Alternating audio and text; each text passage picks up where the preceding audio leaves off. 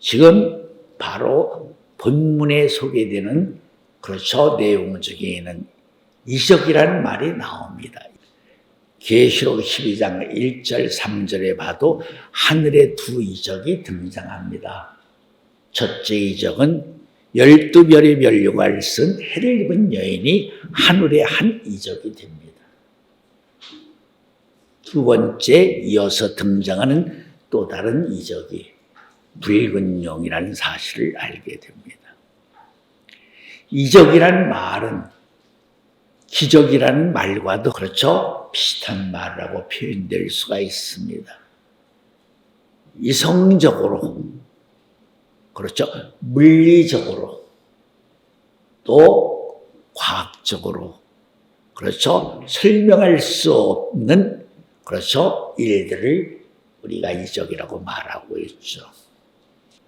하늘의 두 이적으로 등장한 해를 입은 여인과 붉은 용. 하늘의 두 이적이긴 하지만 붉은 용과 해를 입은 여인이 가지고 있는 입장적 표현을 우리가 비교해 본다면 상당한 차이가 있음을 느끼게 됩니다. 해를 입은 여인은 분명히 이 땅에 인자로서 등장하신 반면 붉은 용은 인자로 등장하지 못하고 있습니다. 바로 인자가 아닌 바로 궁창의 세계에 존재하고 있었던 신령한 천사라고 말할 수가 있죠.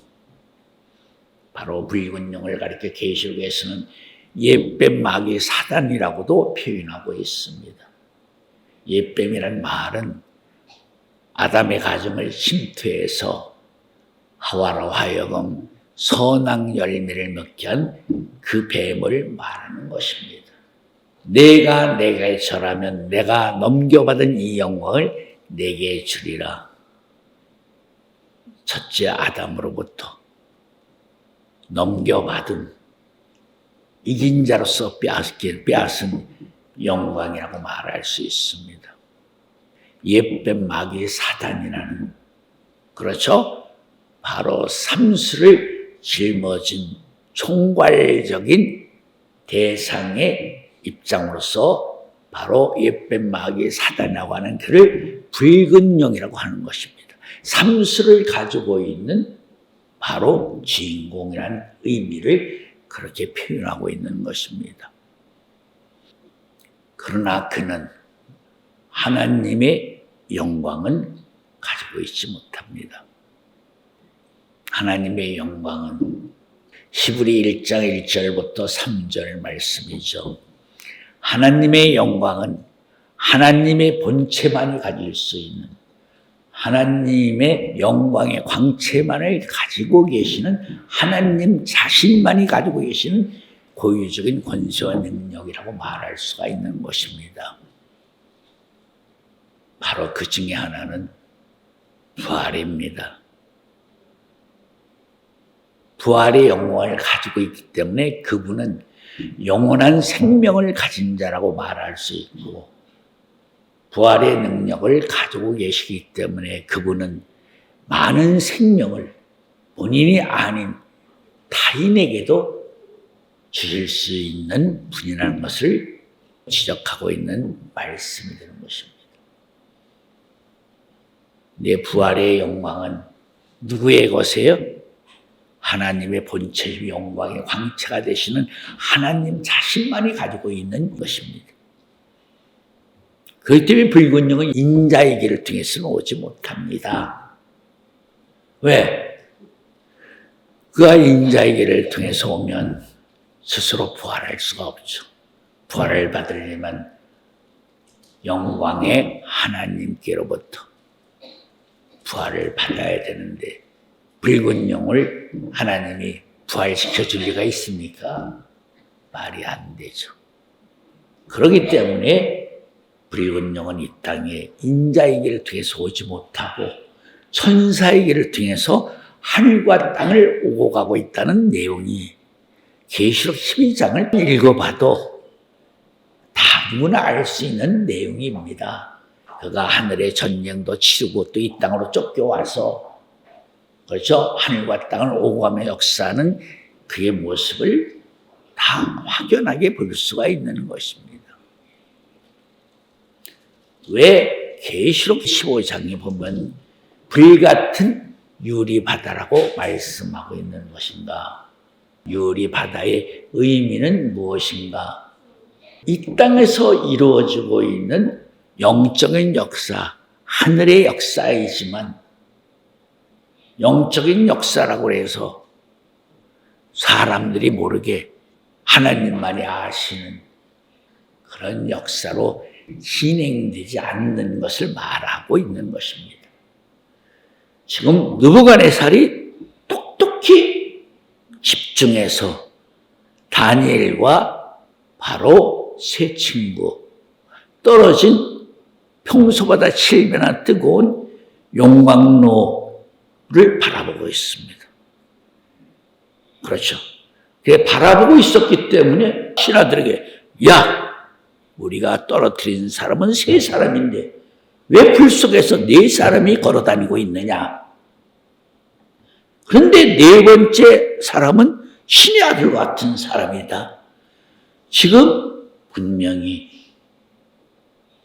7배나 뜨거운 풀목불 속에서 진행되는 상황을 땅에 우리와 똑같은 성경을 가진 인간 느부갓네살이 바라보고 있습니다. 바라보고 있는 이 상황을 바로 불같은 유리 바닷가 안에서 진행되는 일이라고 설명을 해드리고 있는 것입니다. 이 땅에 모세의 노래와 어린 양의 노래를 부릅니다. 이기는 자들이 하나님의 검구의 음률에 맞춰. 그렇다면 단지 과거의 옛적을 희생하면서 모세의 노래와 어린 양의 노래를 부르는 것일까? 그렇지 않습니다. 마지막 때에 짐승의 수와 싸워 이긴 사람들이 모세의 노래와 어린 양의 노래를 부른다. 과거의 추억에 대한 회상으로 부르는 노래가 아니라 노래를 부르는 사람들이 모세와 어린 양의 도움으로 말미암아 자기들이 짐승의 수와 싸워 이긴 자들이 되고 이긴 자로서 거룩함 속에서 그분들의 영광을 바라보며 부르는 노래가 모세의 노래와 어린 양의 노래가 된다 하는 것을 알아야 되는 것입니다. 그분들의 노래를 부른다는 말은 그분들이 존재하지 않고 있는 상황에서 부르는 노래가 아니라 그분들의 영광을 바라보며 기쁨과 즐거움, 감사와 창함으로써 영광을 올리는 것을 말씀하고 있는 것이다. 모세의 노래와 어린 양의 노래는 과연 누가 부르는 것일까? 그 노래를 부를 수 있는 사람들은 그 자신들이 바로 이긴 자라는 사실을 증명하는 것과 같은 의미도 되는 것이다. 해를 입은 여인과 붉은 용은 하늘의 이적을 가지고 있는 두 상대적인 존재자들입니다. 하늘의 이적을 가졌다는 말은 이 땅에서도 그렇죠? 하늘의 능력을 실제적으로 역사할 수 있는 능력을 나타낼 수 있는 존재들임을 알아야 됩니다. 그러나 해를 입은 여인이 이 땅에 올 때 분명히 도둑같이 오신 분이십니다. 사도행전 5장 2절, 계시록 16장 15절, 베드로서 3장 10절에 보면 도둑같이 오신다고 기록이 되어 있습니다. 도둑같이 오신 분이 하늘의 이적을 가지고 있다고 하여 이 땅에서 하늘의 이적을 나타내기 시작한다면 그분의 정체성이 다 드러나게 됩니다. 그렇기 때문에 그분이 이적은 가지고 있지만 자기가 나타내시는 그 이적을 수용할 수 있는 믿음을 가진 사람, 그 이적을 이적답게 지켜주고 보호해주고 감사해주고 기뻐할 수 있는 사람들에게만이 이적을 나타낼 수 있다. 그렇기 때문에 그분의 이적은 말씀을 떠나서 다른 모습으로 이적을 나타내는 역사는 절대 하지 않으신다. 말씀을 통해서 말씀 안에 있는 그분의 능력을 영접할 수 있는 사람들에게만이 그분이 가지고 있는 이적을 전해주기도 하고 나타내기도 하고 역사해 줄 수도 있는 것이다. 다시 말하면 나아만 장군 문둥병자입니다. 자기 집에 팔려온 이스라엘 여인 계집종의 말을 듣고 우리나라에 있는 하나님의 사람에게 가면 저런 문둥병은 아무것도 아닙니다. 고칠 수 있습니다. 그 말을 믿고 나아만 장군이 자기 나라의 왕의 도움을 받아서 이스라엘 왕이 공식적으로 나아만 장군의 문둥병을 고쳐줄 것을 청원합니다. 이스라엘 왕이 난리가 났죠. 자기는 그럴 능력이 없구나. 그러니까 저자가 우리하고 전쟁을 하고 시비를 걸고 있다. 왕이 옷을 찢었죠. 그래서 바로 엘리사가 그 말을 듣고 왕이여 걱정하지 말고 그 사람 내게 보내시오. 그래서 나아만 장군이 바로 엘리사의 집을 방문을 하죠. 나아만 장군은 아람의 왕 다음에 제2의 권세자입니다. 그런 그가 많은 예물을 가지고 신하들을 데리고 엘리사 집에 방문을 했는데 방문을 열어보지도 않아요. 엘리사가 나아만 장군의 일행이 왔는데도 문도 열어보지 않고, 그렇죠? 마중 나와 인사도 하지 않고 집안에서 말로만 당신 가서 요단강에 가서 7번 몸을 담궜다 꺼내시오. 그러자 나아만 장군이 우리나라 강이 얼마나 요단강보다 아름답고 맑고 아름답고 수려한 강이 얼마나 많은데 그 보잘것없는 요단강에 가서 몸을 담그려고 하느냐 진노하니까 신하 중에 한 사람이 왜 그렇게 신노하십니까? 저분이 당신에게 힘들고 어려운 많은 일을 주문해도 당신이 몸을 고치고자 병을 낫고자 다 행하실 것이 뻔한 일인데 가다가 7번 물에 몸을 담그라고 그러는데 담궈보면 될 거 아닙니까? 나아만 장군이 들어보니까 이치합당한 말이거든요. 그래서 결과적으로는 나아만 장군이 가서 몸을 담그보니까 어린 살같이 다 문둥병이 회복되었다. 여기서 우리가 한 가지 집중해서 살펴볼 내용이 있는 것입니다. 엘리사가 말씀으로 나아만 장군에게 명령을 했다는 거죠. 말씀으로만 했다는 거죠. 나와서 어떤 형식적인 안수라거나 이상한 행동적인 그런 역사로서 병을 고치는 것이 아니라 말씀으로만 행했다는 것이죠. 그 말씀을 믿고 따르고 행하면 그분이 가지고 있는 이적을 받을 수 있다. 그러나 불균형의 역사는 이적은 그렇지 않습니다. 인자가 아니기 때문에 인자의 역사로서 사람들을 통해서 역사할 수가 없습니다.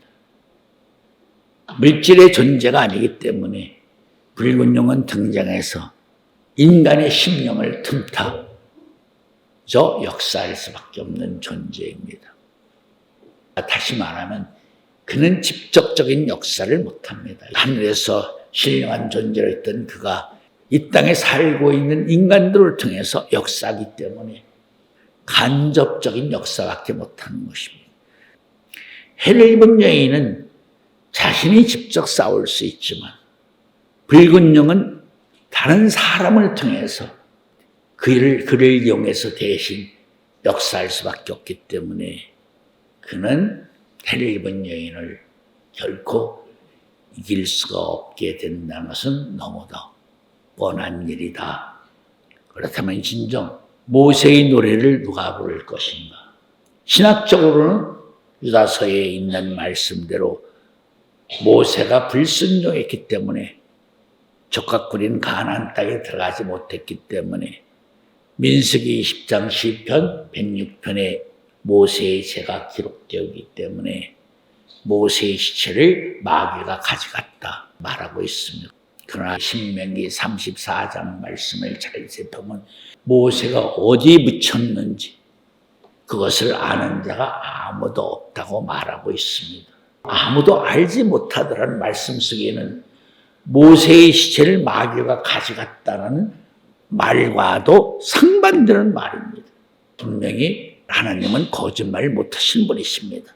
그렇기 때문에 모세의 시체를 마귀가 가져갔다면 성경 말씀, 하나님 말씀은 모세의 시체를 마귀가 가져갔다. 이렇게 기록할 수밖에 없는 것입니다. 그러나 신명기 34장에 모세의 시체를 아무도 아는 자가 없다. 모세의 시체가 묻혀있는 무덤을 아는 자가 없다. 성경은 분명히 그렇게 기록해 놓았다는 것은 모세의 시체를 대해서는 아무도 그 비밀을 아는 자가 없다는 말씀과 같은 것입니다. 그런데 아버지 영광으로 변화받으신 아버지신 바로 예수님께서 산자인 모세와 엘리야를 불러서 별세후에 될 십자가 사역을 마친 후에 될 일을 바로 모세와 엘리야에게 상의하고 논의했다 한 말씀이 기록되어 있습니다. 그리고 이미 유다서에서도 대구인 미가엘이 이렇게 말을 했죠. 다만 하나님이 너를 책망하시기를 원하노라. 그렇다면 대구인 미가엘이 말한 대로 하나님이 어떻게 마귀를 책망했는가? 이사야 34장 16절 말씀도 성경을 자세히 읽어보라고 하신 내용은 뭐죠? 성경은 다 짝으로 이루어졌다는 것이죠. 그러면 하나님이 어떻게 모세의 시체를 놓고 마귀를 책망하셨는지 책망한 구절을 찾아야 되는데 짝을 찾는 길은 쉽지가 않습니다. 찾는 어려운 길을 선택해서 그 결과를 찾지 못하니까 그냥 표면적으로 드러난 대로 죄를 졌으니까 당연히 마귀가 모세의 시체를 가져갔다 라고 가르칠 수밖에 없는 것이 오늘날 신학의 바로 문제점이 되고 있는 것입니다. 그렇다면 정말 하나님이 모세의 시체를 놓고 마귀가 어떤 책망을 하셨는지 스가랴 3장 1절부터 읽겠습니다. 스가랴 3장 1절 말씀 무려 1314페이지. 내 제사장 여호수아는 여호와의 사자 앞에 섰고 사자는 그의 우편에 서서 그를 대적하는 것을 여호와께서 내게 보이시니라. 여호와께서 사자에게 이르시되 사자나 여호와가 너를 책망하노라. 예루살렘을 택한 여호와가 너를 책망하노라. 이는 불에서 꺼낸 그슬린 나무가 아니냐 하시기를. 이는 불에서 꺼낸 그슬린 나무가 아니냐. 이 그슬린 나무는 누구를 말한 것이죠? 바로 영적으로 말하면 모세의 시체가 그런 모습이라는 거죠. 또 여호수아가 더러운 옷을 입고 천사 앞에 섰는지라. 여호와께서 자기 앞에 선 자들에게 명하사 그 더러운 옷을 벗기라 하시고 또 여호수아에게 이르시되 내가 네 죄가를 제하여 버렸으니 내게 아름다운 옷을 입히리라 하시기로 내가 말하되 정한관을 그 머리에 씌우소서 하매 곧 정한관을 그 머리에 씌우며 옷을 입히고 여호와의 사자는 곁에 섰더라. 또 여호와의 사자가 여호수아에게 증거하여 가로되 그 앞서 다시 한번 앞에 여호와가 너를 책망하노라는 말씀 보고 9절. 2절 말씀 여호와께서 사단에게 이르시되 사단아 여호와가 너를 책망하노라. 그렇죠. 사단아 너를 여호와가 책망하노라. 아까 다윗은 미가엘이 그렇게 말했죠. 하나님이 다만 너를 책망하시기를 원하노라. 여기서는 여호수아란 말은 뭐죠? 하나님이 너를 구원해 주시다. 그런 의미죠. 여호수아는 물론 대제사장입니다. 모세도 어느 의미에서는 하나님의 대제사장이라고 말할 수 있는 사람입니다. 그때 모세의 시체를 감추시는 하나님의 입장에서 여호수아를 갖다가 모세라고 말한다면 모세의 비밀은 누구나 다 아는 것이죠. 마태 13장에서 하신 예수님의 말씀을 기억을 하셔야 됩니다. 천국의 비밀이 너희에게는 허락됐으나 저들에게는 허락되지 아니하였다. 천국의 비밀은 누구나 다 아는 것이 아닙니다. 그렇죠. 알기로 작정된 자들에게만 허락되는 비밀이라는 뜻이죠. 그렇기 때문에 바로 예수님이요 신학자들이 또 구약학자들도 모세의 시체를 마귀가 가져갔다고 말하는 것입니다. 마귀가 모세의 시체를 가져갔다면 모세는 생명의 부활도 구원받지 못해요. 영원히 지옥에 처박히실 그런 종자예요.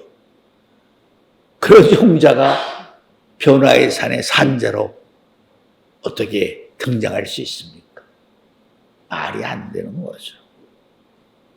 그래서 별세우에 될 일을 아시는 십자가 사역의 비밀을 아는 사람은 모세와 엘리야밖에 없어요. 모세의 노래, 어린 양의 노래를 부른다는 것은 곧 지나간 역사의 추억 속에 거룩하게 소중하게 빛을 내고 있는 그분들의 이름을 회상하면서 부르는 노래가 아니라 이 땅에 계시는 그분을 바라보고 부르는 노래. 왜 그분을 바라보고 부를 수밖에 없는 것입니까? 그분이 아니면 우리 각자 그분의 노래를 부르는 사람들이 제압된 이 땅에서 결코 짐승에서와 싸워 이길 수 있는 자들이 되지 못하기 때문에 그 말을 바꾸면 그분에 의해서 우리 자신이 이기는 자가 되었다는 것을 믿고 기뻐하며 감사하기 때문에 즐거워하기 때문에 그분의 영광을 바라보고 그분의 노래를 하는 것이다. 그것이 곧 뭐예요? 바로 우리가 어떤 대상을 바라보며 노래를 부르는 입장이 되는 것이다.